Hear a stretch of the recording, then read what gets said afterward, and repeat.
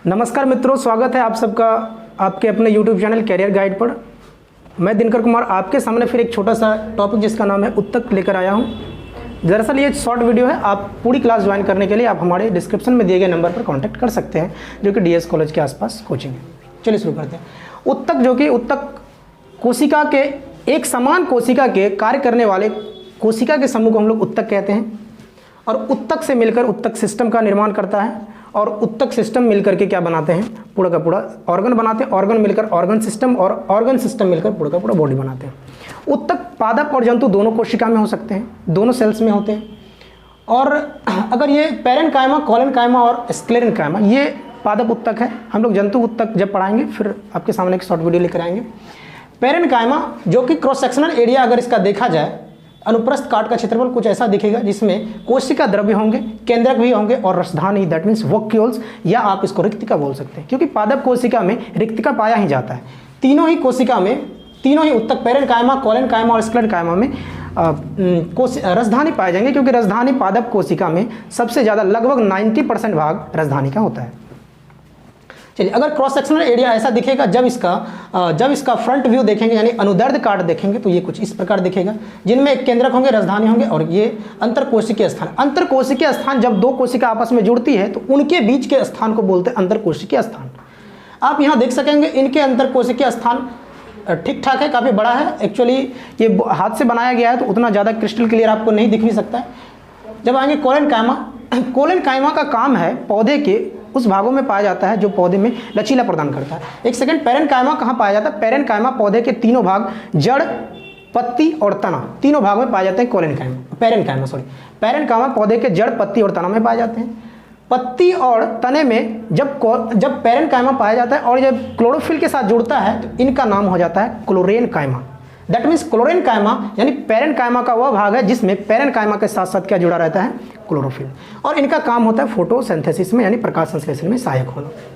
दूसरी बात, ये कोशिका जड़ में भी पाई जाती है, ये उत्तक जड़ में पाई जाता है, और ये जड़ में जब पाई जाती है इसका नाम हो जाता है एरेनकाइमा।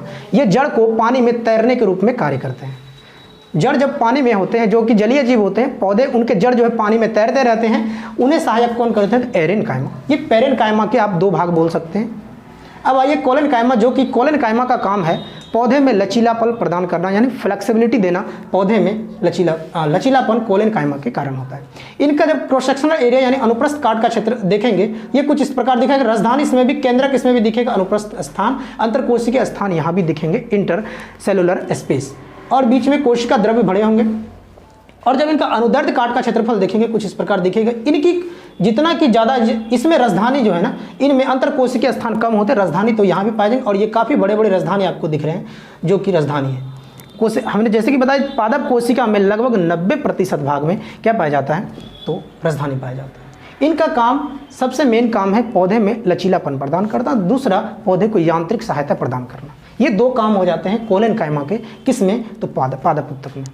और ये कोलेनकाइमा कहाँ पाए जाते हैं? तो ये जड़ में नहीं पाए जाते हैं। ये पौधे के दो भाग, रूट पार्ट और शूट पार्ट, यानी जड़ वाले भाग को रूट पार्ट बोलते हैं, और जड़ से ऊपर यानी पृथ्वी के ऊपर, धरती अर्थ सरफेस से ऊपर जो भी पार्ट है उसे शूट पार्ट बोलते हैं। और शूट पार्ट में तना और पत्ती, डाली, फल वगैरह आते हैं। तो कोलेनकाइमा शूट पार्ट में पाया जाता है, तना और पत्ती में, ना कि जड़ में।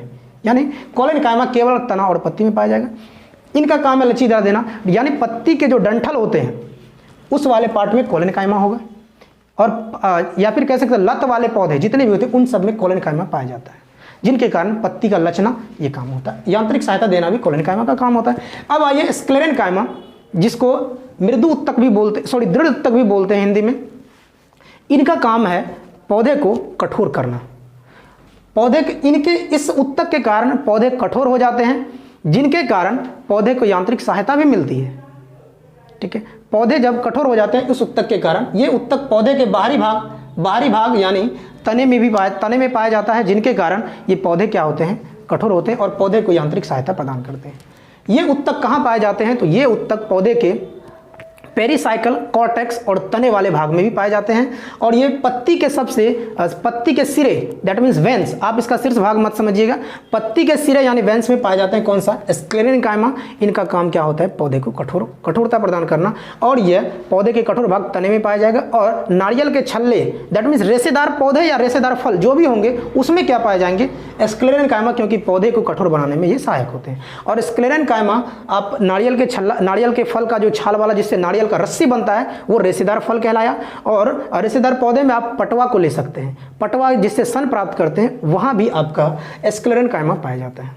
तो ये था हमारा आज का शॉर्ट वीडियो उत्तक। अगर आपको वीडियो पसंद आता है तो आप लाइक, सब्सक्राइब एंड शेयर जरूर करें। और विशेष जानकारी के लिए डिस्क्रिप्शन में दिए गए नंबर पर कॉन्टैक्ट करें। धन्यवाद।